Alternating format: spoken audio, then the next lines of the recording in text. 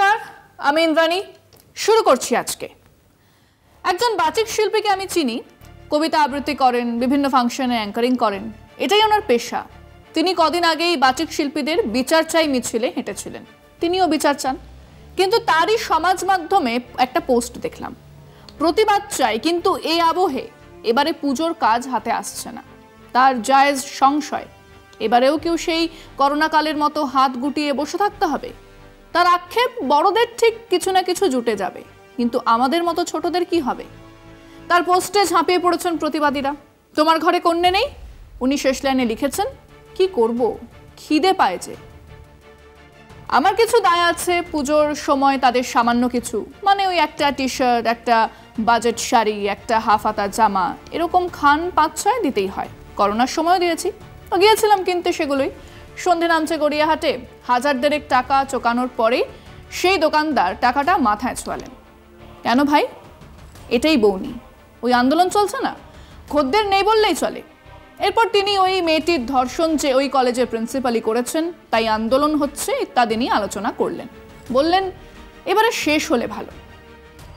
রবিবারেও বাজার ফাঁকা, আর 7 দিন পরে বিশ্বকর্মা পুজো, রীতি ইত্যাদি বাদ দিন। বিহার, ঝাড়খণ্ডে মূর্তি চলে যেত এতদিনে। কুমোরটুলির শিল্পীরা আন্দোলনে, যারা কাঠামো তৈরি করেন তারা টাকা পাননি। সনাতন দিন্দা ছেড়েছেন তার পদ, তিনিও আন্দোলনে। শোলার মুকুট আর সাজ নিয়ে বসে আছে হুগলির শোলার শিল্পীরা। তাদের কাছেও খবর, লালবাজারের পুলিশ আর ডাক্তার মিলে ধর্ষণ আর খুন করে একটা বেচারা সিভিকের ওপর সেই দায় চাপাতে চেয়েছিল বলে আন্দোলন চলছে। মাল আদেও যাবে কিনা, পয়সা পাবো কিনা জানা নেই। তার মধ্যে সুপ্রিম কোর্টের আজকের শুনানিতে বলা হলো ডাক্তারবাবুরা কাজে যোগ দিন। মুখ্যমন্ত্রী বললেন উৎসবে ফিরুন, আর সেটাই বিষয় আজকে। উৎসবে ফিরুন বললেন মমতা। 1 মাস পার, আরজিকর কাণ্ডে মেলেনি বিচার। ফি দিন প্রতিদিন মিছিলে সরগরম থাকছে রাজপথ। বিচার চেয়ে মিছিলে হাঁটছেন শয়ে শয়ে মানুষ। ছেলে মেয়ে, চাকরিজীবী, ব্যবসায়ী, উকিল, নাট্যকর্মী, মায়ের নিষিদ্ধ পল্লী, সকলেই পা মিলিয়েছেন সেই রাত দখলের আন্দোলনে। গলা মিলেছিল সমস্বরে, কিন্তু নিশ্চিত আয় ছাড়া বাকিদের চিন্তার ভাঁজ যেন একটু একটু করে স্পষ্ট হচ্ছে দিনের পর দিন। পুজো আসছে যে, বিচার, আন্দোলন, স্লোগানে কলকাতায় যেন এবার বিষাদের হাওয়া। কিন্তু পেটে না খেলে কি আর পিঠে সয়? পুজো আসতে আর হাতে গুনে 1 মাস, কিন্তু বাজারে বিকিকিনির বদলে যে শুধুই বিচার চাই, লাভের মুখ যেন ফিরিয়ে নিয়েছে। মৃত্যু শোকে ভারী হাওয়ায় শ্লেষও যেন সেই ব্যবসায়ের কাছে বিলাসিতা। তাই হয়তো একসময় জীবনের যাপনে ফিরতেই হয় আমাদের, নিয়ম মেনে। চারিদিকে প্রতিবাদ আর বিচার চাই, আর সেই বিচার চাই আর প্রতিবাদকে ঘিরে ততোধিক গুজব, ফেক নিউজ আর হাস্যকর রটনা। এমনকি ছাড়া হলো না আমাদের দেশের চিফ জাস্টিসকেও, তিনিও নাকি ম্যানেজ হয়ে গেছেন। কে করেছে ম্যানেজ? একটা ছবি প্রমাণ হিসেবে দেখানো হচ্ছে। চিফ জাস্টিস চন্দ্রচূড় এক অনুষ্ঠানে কলকাতায় এসেছিলেন, মুখ্যমন্ত্রীও সেই অনুষ্ঠানে হাজির ছিলেন, সেটাই নাকি সেটিং এর প্রমাণ। খবরের কাগজে রোজ নতুন নতুন তত্ত্ব, নতুন নতুন প্রমাণ লোপাটের গল্প দিয়ে ধুনি জ্বালিয়ে রাখা হচ্ছে। আর সেই উত্তাপে গা সেঁকে নিতে রোজ রাত দখল আর দিন দখল চলছে। হোক প্রতিবাদ। একজন ডাক্তার তার কর্মস্থলে ধর্ষিতা হয়েছেন, তাকে নৃশংসভাবে খুন করা হয়েছে, তার প্রতিবাদ হবে না? কিন্তু সেই প্রতিবাদ আরো লক্ষ মানুষের মুখের খাবার কেড়ে নেবে। সুপ্রিম কোর্টের দেখরেখে বিচার হচ্ছে, তদন্ত করছে সিবিআই। আর সেই বিচার কবে শেষ হবে তার জন্য বাংলার মানুষ উৎসব ভুলে শোক পালন করবে।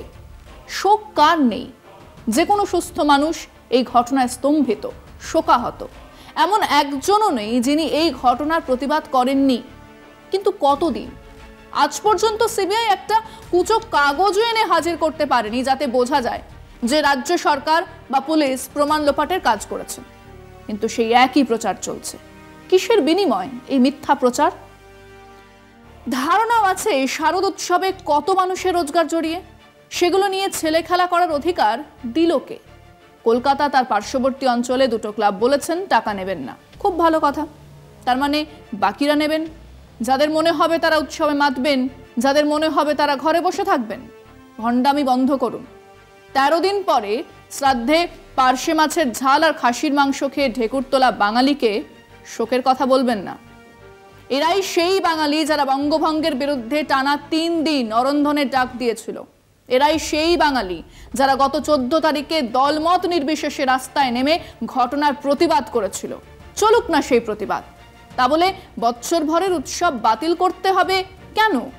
আর সেটা মাথায় রেখেই রাজ্যের মুখ্যমন্ত্রী বলেছেন এবার উৎসবে ফিরুন। ভুলটা কোথায়? সেটাই আমরা আমাদের দর্শকদের কাছে জিজ্ঞেস করেছিলাম। তদন্ত চলছে সুপ্রিম কোর্টের দেখরেখে, প্রতিবাদও চলুক, কিন্তু শারদীয় উৎসব এত মানুষের পেটের ব্যাপার, বাংলার অর্থনীতির ব্যাপার, তা কি বন্ধ থাকবে? মুখ্যমন্ত্রী বলেছেন উৎসবে ফিরুন। উনি কি ভুল বলেছেন?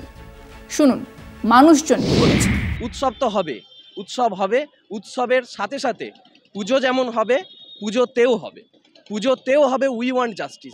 মানুষের যে মনের কথা সেটা হচ্ছে যে সবাই বলছে উই ওয়ান্ট জাস্টিস। তা আমি সেই সমাজবদ্ধ মানুষের অংশ হিসেবে আমরাও তো একই কথা বলবো, উই ওয়ান্ট জাস্টিস। এবারে কে কিভাবে ফিরবেন, কিভাবে গ্রহণ করবেন, সেটা যে যার নিজস্ব উপরে নির্ভর করছে। মুখ্যমন্ত্রী তো চাইছেন না যে তদন্তটা সঠিকভাবে হোক, প্রকৃত দোষী ধরা পড়ুক। উনি তো চাইছেন স্তিমিত হয়ে যাক, থিমিত হয়ে যাক, ধামা পড়ে যাক। সেই জন্য উনি এই অর্থনীতির কথা, উৎসবের কথা তুলে আনছেন। সামনে আপনার দুর্গা পুজো এসছে, এর সাথে তো বহু লোকের রুজি রোজগার আবেগ জড়িত আছে, এবং বাংলার একটা ধরুন সব থেকে বড় উৎসব, হ্যাঁ, এটাও যাতে ঠিকভাবে হয়, এটা মুখ্যমন্ত্রী তো ঠিকই বলছে। আসলে উনি আন্দোলনটাকে অন্য পথে চালিত করতে চাইছেন, এটা পারবেন না।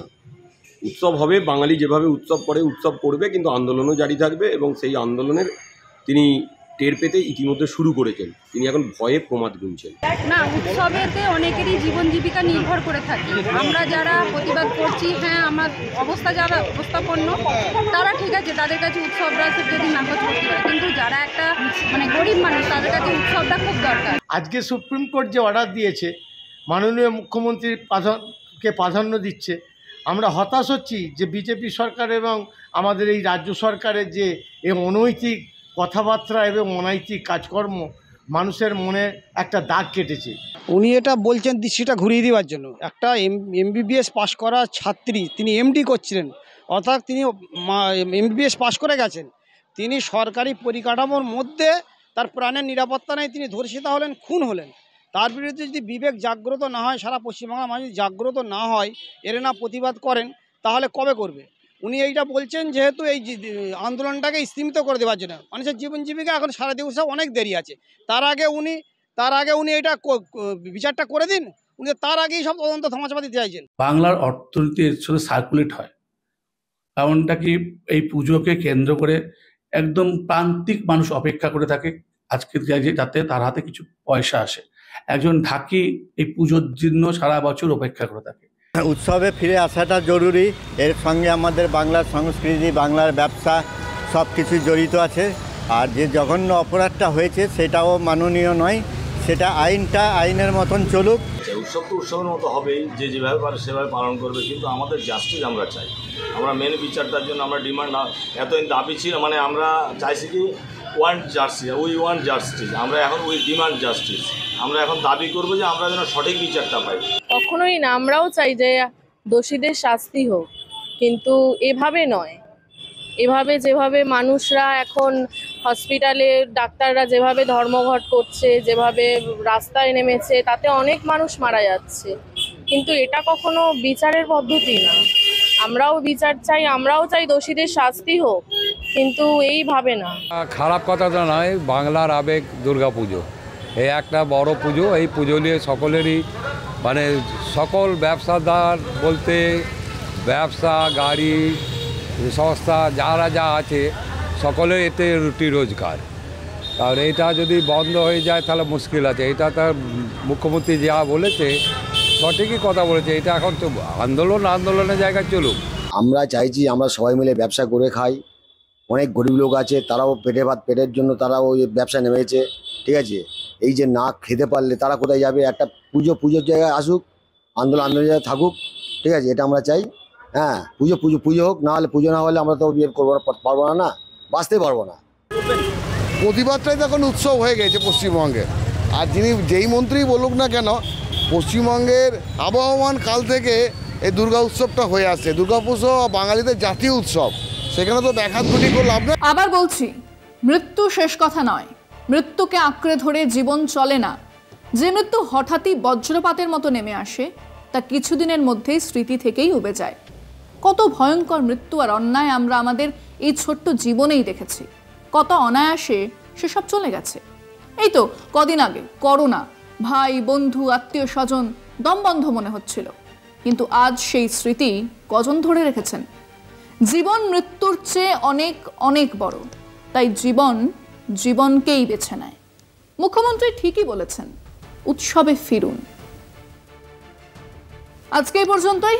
দেখতে থাকুন কলকাতা টিভি, রাত দিন 7 দিন।